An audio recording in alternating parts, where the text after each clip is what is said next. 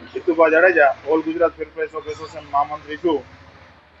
ખાસ કરીને 1 જૂનથી જે એક એસોસિએશન દ્વારા, રાજ્ય કક્ષાના એસોસિએશન દ્વારા જેના પ્રમુખ માનનીય પ્રહલાદભાઈ મોદી છે, એમને હડતાલનું એલાન કરેલું છે।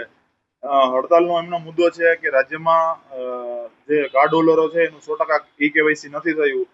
જ્યાં સુધી 100% ઈ કેવાયસી ન થાય ત્યાં સુધી આ લોકોને જથ્થો મેળવવો જોઈએ। આવી માંગણીને લઈ અને માનનીય પ્રહલાદ કાકાએ આ હડતાલનું એલાન કરેલું છે।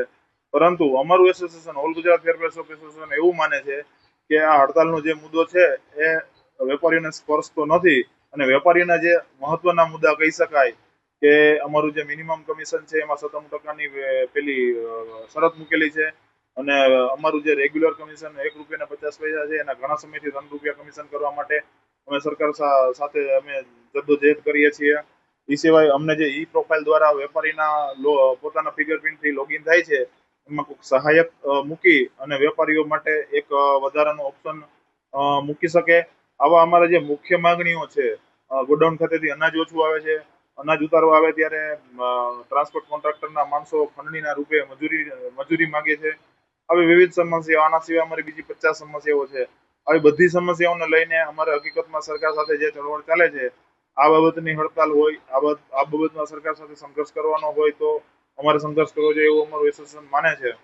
આ સાથે જે વર્તમાન માસની હું તમને વાત કરું તો છેલ્લે 13 મેના રોજ સરકારે ઈ કેવાયસી વગરના રાશન કાર્ડ ધારકોનું અને એની જનસંખ્યા વાળાનું અનાજ બંધ કરી દીધું છે। તો ગરીબ વર્ગ કે જે લોકો ઈ કેવાયસી વિશે બહુ જાણતા નથી, જેઓના મોબાઈલ આધાર આવે સીડિંગ નથી, આવો જે દબાયેલો અને કચડાયેલો વર્ગ છે એ વર્ગ જ ઈ કેવાયસીમાં બાકી છે।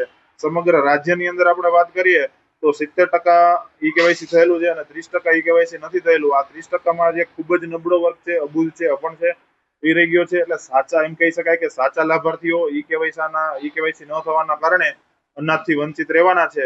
માટે અમારી આ પણ એક માંગ છે કે આ લોકો 30 મે બાદ જે લોકો ઈ કેવાયસી કરી આવ્યા છે એનો જૂન મહિના માટે જથ્થો ફાળવવામાં નથી આવ્યો, તો જૂન મહિના માટે આવા લાભાર્થીઓ માટેનો જથ્થો પૂરક પરમિટ સ્વરૂપે ફરીથી ફાળવે અને જૂન મહિનાની જે વિતરણ છે એ મે મહિનામાં કરવાનું હતું।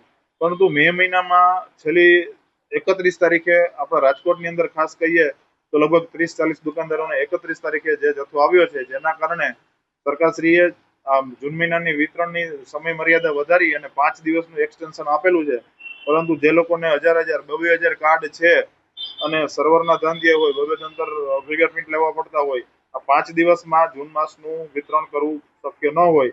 અમારી એ પણ માંગ છે કે જૂન માસનું વિતરણ 1 જૂનથી 30 જૂન સુધી સાથોસાથ ચાલુ રાખે। સરકારશ્રીનો એવો આ વખતે એવી સ્કીમ લઈને આવ્યા છે કે જૂન મહિનાની અંદર જુલાઈ અને ઓગસ્ટ બંને માસનું વિતરણ થાય, પરંતુ એની સાથે સાથે જૂન પણ 30 જૂન સુધી ચાલુ રહે, જૂનનું વિતરણ પણ 30 જૂન સુધી ચાલુ રહે। અમારી એવી પણ એક માંગ છે।